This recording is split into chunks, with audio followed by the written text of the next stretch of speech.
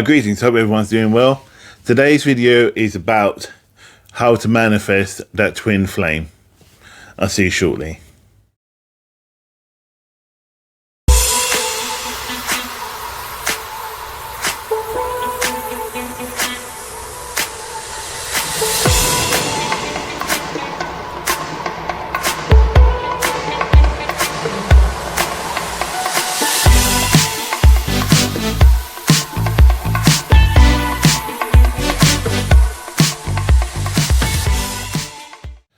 So welcome back. My name's Sage. I'm from Contentment, and we learn together and we grow together in the sight of God.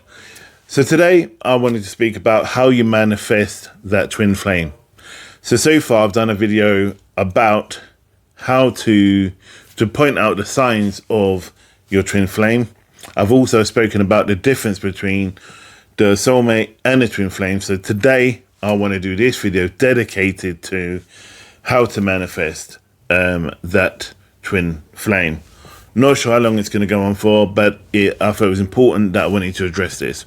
One of the big things I just wanted to point out is that in life we all go through these certain changes, and we need to prepare and realize that these changes are about our growth and expansion of our own consciousness. And as we develop and then we grow within our own selves, we come across and we attract certain people. So when you're in that kind of negative state, you can still, in a way, be kind of joyful and then manifest that person that you're looking for. So let me just start from here. Let's start with number one. You need to know why you want them in your life. That is key. That's why I put this as number one. And that question within itself kind of sets out how you're going to manifest this individual. So, for example, say if you're just manifesting this person because you're lonely, or you want to be in love, or you've always had a bad relationships and things of that nature, that's probably going down the wrong route of lines, as you're going to find out later on, and why it's probably taking you so damn long to manifest this person. And as I just want to point out as well, that sometimes, even though you want them to come into your life, sometimes they're just not ready. So it's important that what you're putting out there in order to bring into your life is quality stuff. And this is why I've done this video. This is why I'll put that first question was, you need to know why you want them in your life. You need to know why. The why is a key part. You need to understand why do you need this person in your life? Because the reality is, if you've seen from my last video, if you're complete, you don't need anybody else. So the reality is like, the other question could be for the fact is that, well, for me, for example, I wanted to share, I'm a family person, and I wanted to share my life, Christmases, birthdays, traveling. I like to be around one person specifically who's key to me. So in that sense, that was my why. And somebody else's why, maybe that they just want them in their life because they've always been in a big house and they just want to build a family. That's still a good why. Your why is specific to you. That's another key thing. Make it specific to you, not what your mate's done or your cousin's done. It's about you channeling your why you want this person in your life. Point two is, I just wanted to just read this short, it's like a quote from a famous Apache Indian called Red Jacket. And I've always lived by this since the early 2000s, and it's helped me through a lot of things. And one thing I just want to give you a bit of advice about when I read it is think about the words. So I'll probably may say it 2 or 3 times. So as I read it out, you must look at why and listen to the words of what I'm saying and what the words I'm saying and how is that going to trigger you to help you manifest. So, first of all, you must ask yourself 4 things. Am I happy with what I'm doing? A. B. Is what I'm doing to add to the confusion of the world? C. What am I doing to bring about peace and contentment? And D. And how will I be remembered when I'm gone? So let me read those again. Now, remember, you must ask yourself these questions. And I'll say 1. 1, am I happy with what I'm doing? And I'll explain that. Am I happy in my life? And where am in my life? Is what I'm doing benefiting myself and helping me to grow? 2, is what I'm doing to add to the confusion of the world? So are you just giving people headache? Are you being a pain in the rear end? Are you not? Are you just joining the bandwagon and joining like conspiracy theories? And are you not thinking for yourself? Have you not woken up yet? That's what that question is about. And 3, what am I doing to bring peace and contentment? So that's a spin-off for number 2. So what are you doing to bring peace? Are you going out there to help people? Are you adding to people's... are you taking away the suffering from people? Are you spending time with those like homeless people, lonely people? Are you going into the community? Are you helping yourself and developing yourself about growth and expansion? Are you going on courses? Are you going to seminars to grow yourself? That's the part of it as well. And you got number 4. How would you want to be remembered? How would you want to be remembered? I'm not saying look at your tombstone. I mean, how would people go, yeah, he's a nice guy, or she's a nice woman, pleasant, always saw things to the end, was always there for people, help change the future. Like, for example, Dr. King's got, we remember Dr. King for all the amazing things he's done in his lifetime for the civil rights movement, for the integration of black and white, for, you know, even to the point of Vietnam. So you look at Gandhi and to get things Gandhi changed, you know, doing, I think he did fasting to prove a point. You know, what's his name? Nelson Mandela. He stood up for his rights against apartheid.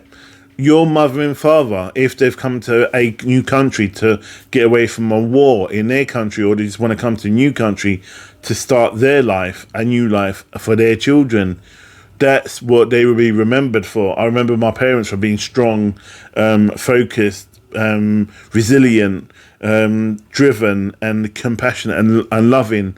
And for the fact is that they come in here in the early 50s and putting up with all the racism that was here, they still raised 5 people who never ended up in prison. I'm not saying people go in prison are wrong. I'm just saying is like they never went down that bad line. So and having that family orientation to keep the family together. So that's probably one of the 4 things. So what I'll do, I'll read them again so you remember. And I think if you could take anything from this to help manifest your twin flame, this is that you've done the twin flame and you know what you want, you know what type of person you want, or what you need for yourself to help you grow, to help them grow. Is these points. You must ask yourself these 4 things. 1, am I happy with what I'm doing? 2, is what I'm doing to add to the confusion in the world?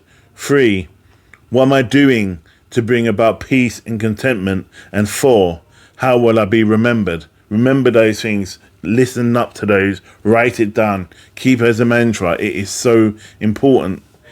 So the other point I want to talk about is what you need to do is, well, to help manifest. You need to let go of the shit that you're complaining about. You need to let go of all the past relationships that have gone wrong. You need to let go of he said, she said, he said, and dog cat said. You need to focus on you right now. You need to start developing and understanding you. I can't emphasize this, and I say this to everyone I work with. You know what? You're so focused on getting somebody back, you're forgetting about what if they did come back. It's still going to go the same way because you haven't changed. You know, it's all well and good you bringing this person into your life, or you think this person's right for you. If they were right for you, why did they go in the first place? You know, and if you're not with somebody, why you're not with somebody? Clearly, you're not quite ready yet. So it's about you getting ready by getting yourself ready. Focus upon you. And it's not forgetting about doing that or going on dates or going out as friends. It's about you developing. And I know this sounds really stupid. It's almost kind of like, you know, your birthday's coming up and you must remember as a teenager or Christmas is coming up, and then you would go, oh, I want this toy. Yeah. You would know, and then your parents go, all right, we'll buy it for you.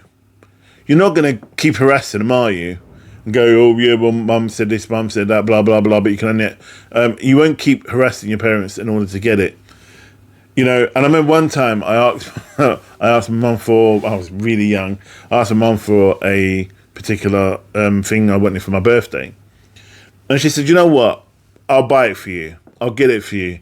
But my birthday's in May, and it's the 8th of May. And it was like the 1st of May. They were the longest 8 days of my life. Because I knew she had it. She said, I'll get it for you. I've got it for you. You're not having it until your birthday. But I kept on badgering her, kept on going on her. Can I have a look at it? Can I play with it? Can I do this? And she was like, you know what? I'm going to bring it back to the shop. You're getting on my nerves. Leave me alone.